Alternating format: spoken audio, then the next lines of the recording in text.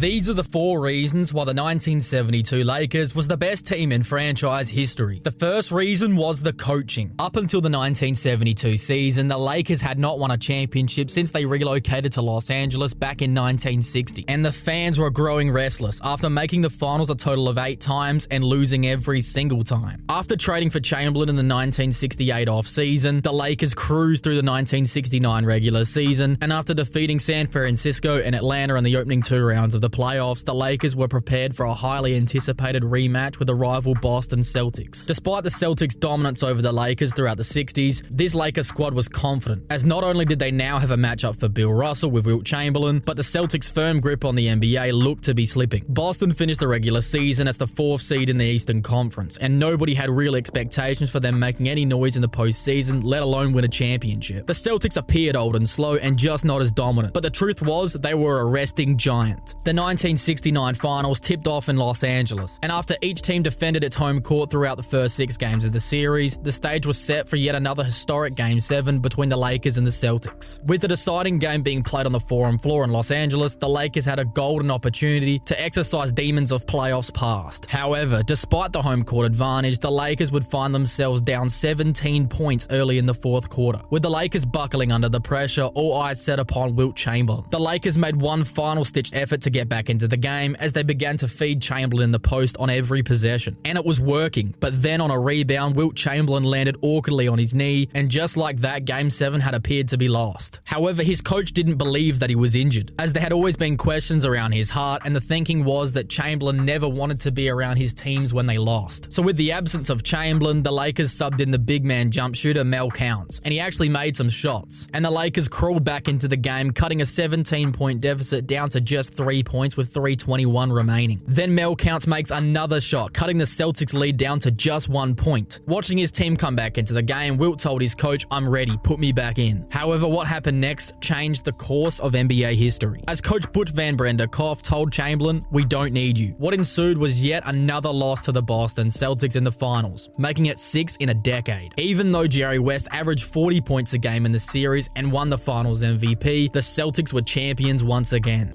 I played at a level that was hard to believe that I could play at that level, and it still wasn't good enough.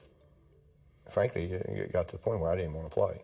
Following this heartbreaking loss, the Lakers moved on from coach Butch Van Branderkoff, and after 2 seasons that were riddled by injury under coach Joe Mulaney, the Lakers would fire him too in the summer of 1971. In this time, though, Bill Russell had announced his retirement, which brought an end to the Celtics' stranglehold over the NBA and a sense of hope for the rest of the league. But also a new face had entered by the name of Lou Alcindor, now known as Kareem Abdul-Jabbar. In only Kareem's 2nd season in the league, he averaged 31 points and 16 rebounds as he led his Milwaukee Bucks to the championship, knocking off the Lakers in the Western Conference Finals, who were without Elgin Baylor and Jerry West due to injuries. Heading into the offseason, general manager of the Lakers, Jack Kent Cooke, made a blockbuster decision, signing former Boston Celtic Bill Chamberlain as the new head coach of the Lakers. Even though the players were skeptical of him being a former Celtic, they did respect him as he quickly earned the team's trust. Heading into the 1972 season, the media had already written off this Lakers team, as the narrative was that they were too old and too slow to win a title.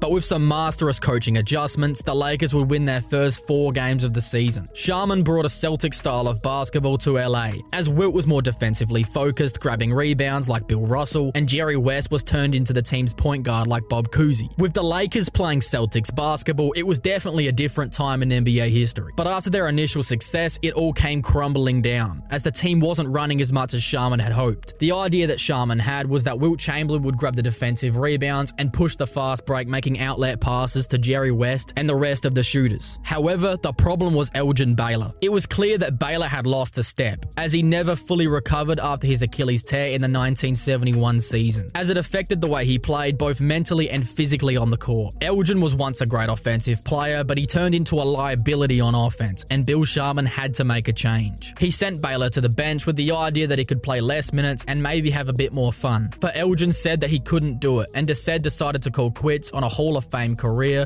retiring only a few games into the season. With a void needed to be filled, Bill Sharman had just the right player, and his name was Jim McMillan. McMillan didn't need the ball to impact winning like Baylor did, as he was great moving without the ball, cutting to the basket, or even popping open for jump shots. Now with a better fit at the small forward position, the Lakers immediately picked up momentum, and along with now shooting guard Gail Goodrich, the Lakers won their first game against Baltimore, as Chamberlain pulled down 26 rebounds and Goodrich had a 30-point game. As for Jerry West, he proved to be an elite point guard, averaging 9.7 assists per game, while he was still able to put up 25 points a night. The second reason why the 1972 Los Angeles Lakers were the best team in franchise history is because of their record for the longest winning streak in NBA history. After the addition of McMillan in the starting lineup, the Lakers began to win, as soon the streak was out to 13, then 18, and then 21 games, which broke the NBA record for the longest winning streak, which still stands today. But the Lakers didn't stop there, extending the streak all the way out to 33 games. But on the eve of the game, which would extend to 34 straight wins, the Milwaukee Bucks, the team that had eliminated them in the previous season, desperately wanted to be the team to break the streak.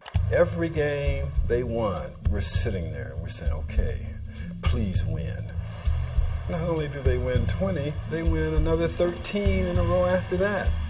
We were pulling for them not to lose a game because we wanted to let them know that we were still the team to beat. January 9th in Milwaukee, Wisconsin, the eyes of the nation were on a seemingly meaningless regular season game. But to these teams, they played it like it was the NBA Finals, as they were both desperate to send a message to each other. Milwaukee came out like a team that was playing for its life, as they handed the Lakers a 120-104 loss, behind Kareem's 39 points, 20 rebounds, and 5 assists. Although the streak had ended, the dominance did not, as Chamberlain nearly averaged 20 rebounds per game, as he won the rebounding title once again. But it was the contribution from Goodrich that was the most impactful, as he put up 25.9 points a game on 48% shooting from the floor. The third reason why the 1972 Lakers were the best team in franchise history was because of the competition they played against. Once the postseason came around, the Lakers were more than ready to fight for the first title in Los Angeles basketball history. Going into the playoffs, the Lakers had set the regular season record for the most amount of wins in a single season, with a 69-13 record. In the first round, their opponent was the Chicago Bulls, who had won 57 games themselves, but the Lakers still won in 4 straight games. Then in the Western Conference Finals, it was the Milwaukee Bucks once again, who had been the team to knock them off last season. With this in mind, the media was heavily backing the Bucks to win this series, as Milwaukee had an all-time great season themselves, boasting a 63-win season, along with Kareem entering the prime of his career, averaging nearly 35 points a game with 16 rebounds in only his third season in the league. But Coach Bill Sharman was not intimidated. There's talk of a Milwaukee Bucks dynasty.